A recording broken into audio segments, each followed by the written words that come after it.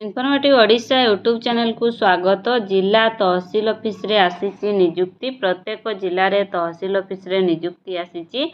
Apply online रे हेबो। बयस रही 18 रु 62 वर्ष।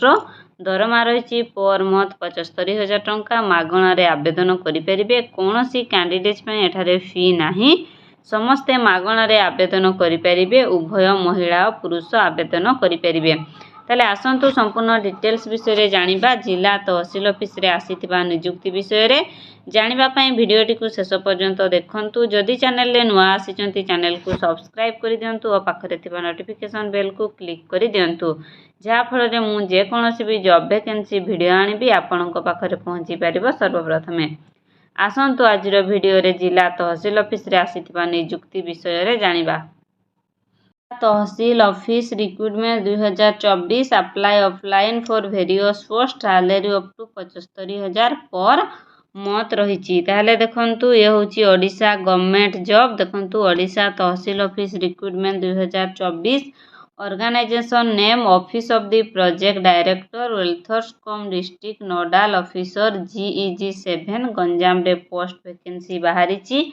तहसील office job name of the post director coordinator district financial expert आर्गोमनी expert institution expert block coordinator and block facilitator रे पोस्ट वैकेंसी बाहरी। एप्लिकेशन मोड ऑफलाइन रे आवेदन करेंगे। केवल इंटरव्यू हेबो।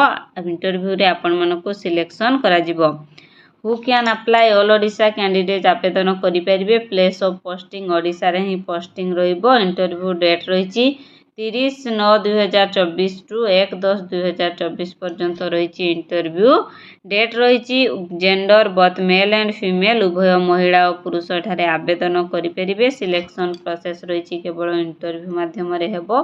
ऑफिशियल वेबसाइट मध्ये देई देछि www.ganjam.nic.in ऑफिशियल वेबसाइट देछि। आपण माने चाहिले आवेदन करें। वैकेंसी डिटेल्स देछि। ब्लॉक कोऑर्डिनेटर रही 3टी पोस्ट। ब्लॉक फैसिलिटेटर रही 9टी पोस्ट। डिस्ट्रिक्ट कोऑर्डिनेटर रही 1 पोस्ट। डिस्ट्रिक्ट फाइनेंस एक्सपर्ट रही 1 पोस्ट। आर्गोनॉमी एक्सपर्ट रही 1 पोस्ट वैकेंसी रही। सेहीपरि इंस्टीट्यूशन एक्सपर्ट रही 1 पोस्ट। टोटाल 16टी पोस्ट वैकेंसी रही।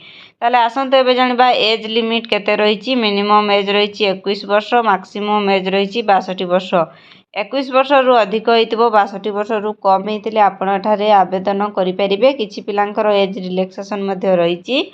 ओबीसी पई 3 वर्ष रो, एसटी एससी पीडब्ल्यूडी पई 5 वर्ष रो, एक्स सर्विसेसमैन पई 5 वर्ष रो, पीडब्ल्यूडी प्लस एसटी एससी पई 15 वर्ष रो एज रिलैक्सेशन मध्ये रही।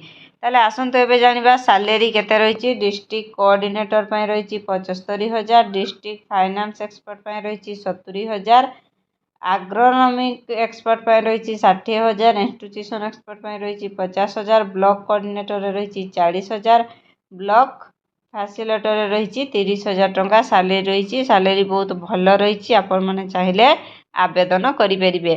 ताले सिलेक्शन प्रोसेस किपर रही। वाल्क इन इंटरव्यू हम आ डॉक्यूमेंट वेरिफिकेशन हम। किसी कैंडिडेट पर एप्लिकेशन फी नहीं। समस्ते ठारे फ्री रे आवेदन करें। कौन सी कैंडिडेट पर एप्लिकेशन फी नहीं। ताले इंपोर्टेंट डॉक्यूमेंट सब कौन कौन all educational certificate and marksheet recent 2 colours passport size photo caste certificate Aadhaar card residential certificate experience certificate biodata आउ भोटर आईडी एतिकी डॉक्यूमेंट्स हेले आपण ठारे आवेदन करि परिबे।